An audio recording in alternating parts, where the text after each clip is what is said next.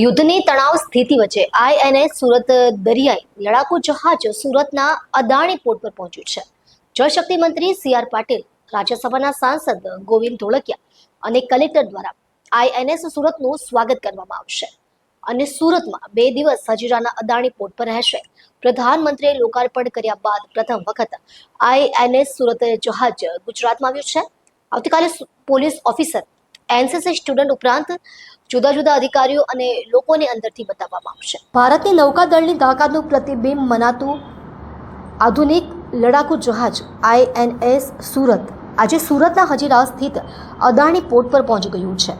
યુદ્ધ જેવી તણાવ પરિસ્થિતિ વચ્ચે આઈએનએસ સુરતનું ગુજરાતમાં આગમન રાષ્ટ્રીય સુરક્ષાની દ્રષ્ટિએ મહત્વપૂર્ણ માનવામાં આવી રહ્યું છે. આઈએનએસ સુરત અત્યાધુનિક સુરક્ષાથી સજ્જ છે.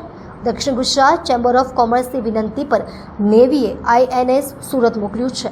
INS Surat carrier task force, surface action groups, search and attack units તરીકે કામ કરી શકે છે.